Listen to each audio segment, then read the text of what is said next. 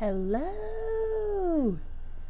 Hey, I had another interview, so of course I got dressed up for you and my interview. So, 2 for 1. Welcome back. Hey, I hope you're doing alright. I'm sitting on my front patio, so if I get a honk or someone comes up, you'll know why I'm not in my house. But I wanted to come on and do part 3 of this series of just looking through this book, Sissy Goff, Raising a Worry-Free Girl, with you, and just kind of talk about chapter 4 of this book. Now, chapter 4 is so good that there's no way I could cover everything in it. So you need to get the book and read it. But I'm going to try to hit some of the highlights. But before I do that, we had Dr. Beavers. He's a pastor from Birmingham, Alabama, speak this last Sunday at Faith Bible Church in the Woodlands, and he is from the Star Church in Birmingham, and man, he could preach.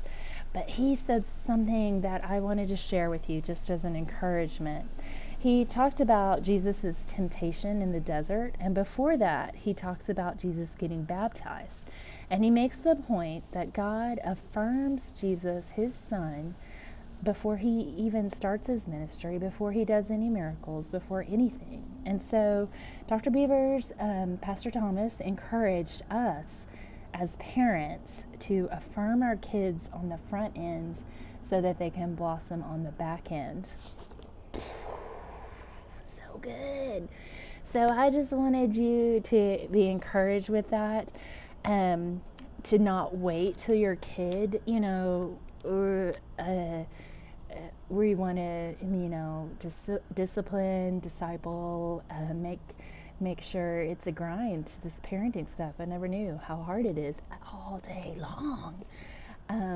But it really was a gut check to me on affirming my child. And mine is adopted, and so even more of an importance to affirm her as that God ordained that she be placed with me, that it was a calling that the Lord asked of me, and something that was a win-win, and that I love her no matter what. I might be frustrated with her, but I love her from the beginning. And so, like Christ loves us, and the grace that comes along with that. So, back to our book, chapter 4. Oh, there's my phone. Sorry. Chapter 4 has some great insights. Basically, it starts off with some biology and talking about false alarms. This is incredible. It talks about how our brains work and false alarms, and how things that are supposed to help us have false alarms. Like, I have a fire smoke detector in my house that just goes off. There's no smoke, but yet it goes off, and we all freak out, and Mr. Burrow, my neighbor, my sweet neighbor, comes over and checks it out for us. But just a false alarm, okay? And so she kind of talks about that in our bodies, how our minds work like that. And so just some incredible insights on false alarms, how we deal with those, and what it looks like, how biologically brains are working to deal with worry and anxiety, and it's incredible. So you're going to want to read that part. Also, she gives some specific practical techniques on helping kids calm down, some square breathing, some counting back of numbers, some concentrating on a verse, just some very practical techniques. And so my little one has reviewed over it in her book, and it's been an incredible thing for her to read through her little activity book, and then also for me to remember to, and Sissy makes a great statement in this book. She goes back to what I talked about last week. You as the parent are the best person to recognize when your child is freaking out, and to be able to coach them out, calm them down with your words. And doesn't that take some patience? Just snap out of it. That's what we say. You're being unreasonable. She makes that connection that we as parents. She's really good. She makes a statement too. She's not into letting parents take the easy road, that this is a hard road, that suck it up, parents, come on. We get in there and be a good help. So I really appreciate that honesty with her. Then the last, biology of false alarms, specific techniques for your daughter. And then the last one are tools for you. Yes, you as a parent. Awareness. This is a big gut check for me. The more your girl learns about her worry monster, the weaker he gets. So I want to raise a little more awareness about our own brand of the worry monster. And it's really a gut check on you and how I deal with my worries and anxiety and what that looks like in my child. She also has just a good section on pursuing the calm, and that is a great thing for us. I wanted to share this verse with you, John 16:33. I have told you these things so that in me you may have peace. In this world you will have trouble, but take heart, I have overcome the world. When we pursue Christ and taking every thought captive, for me, that's been a gut check too. I'm like, if I didn't say it, if I just thought it, win-win. But no, the Lord knows what's in your head. And so that's been something I've been working on, is really like pursuing peace as far as my thought process, and not making those cycles of worry and that just how we get on that roller coaster of worry and regret and anxiety. And if I had only done this, or if this person had treated me like this, just taking that captive and forgiving, letting it go, asking for the Lord to help you in that is huge. But to take that first step, she talks about pursuing the calm as far as also not giving in to maybe the manipulation. As a single parent, I'm learning about this more. I have to be strong all the time. Like I have to be the yes mom and the no mom. And that is hard. There's no other parent to kind of be the balancing act. And so that has been a hard thing for me to kind of, and my little one is smart. She knows how to work me over.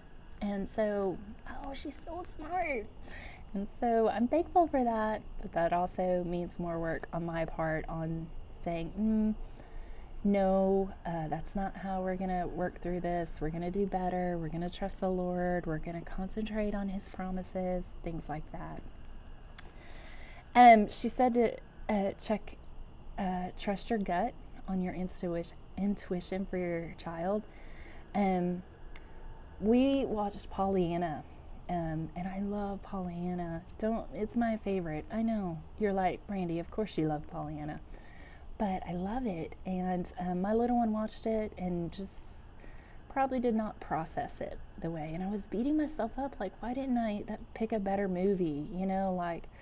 Why didn't I do better at maybe trying to be sensitive to the movie that we're watching and how it might affect her, or what her thoughts are? And so, trusting my gut and just being safe, I guess, being more considerate and sensitive on the front end, so you're not having to deal with things on the back end. She also talks about our schedule. We're in this COVID quarantine time, and you may be like me, like, why do we need a schedule? I don't like schedules, but my kid loves schedules and needs schedules. And so it's constantly a balance. But she talks about balancing your schedule: sports, activity, outside time, boredom time. And she said no matter how hard it is that your child will drive you crazy on being bored, they need that time to figure it out, to go play, to entertain themselves, to figure it out, and not have to have you there to plan, schedule, or entertain.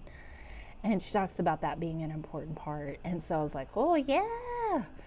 So it's just a good reminder to us as parents to make a well-balanced schedule as if we don't have enough to worry about. But it's kind of that what Dr. Beaver talked about is affirming on the front end so that they can blossom in the end. And so if we are considerate and thoughtful about our schedule and how we balance our life, or even how we balance our life, we're setting that as a good example for them to have downtime, to have relaxation as far as their mental health, to check out time, to have exercise outside time.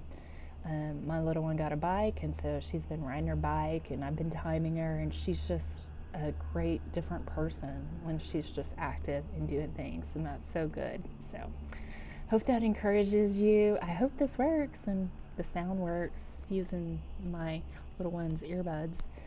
So maybe that will help us have a little better sound instead of a cool mic like everyone else has. Maybe I'll get there in my YouTube channel days, but hope you're doing good. I hope that encourages you for Sissy Golf. I'm still reading through this and hope to bring you along each chapter, but if you haven't got it, get it. It's so good. Raising Worry-Free Girls, Sissy Golf, and it has a companion book for your little one to go through and work through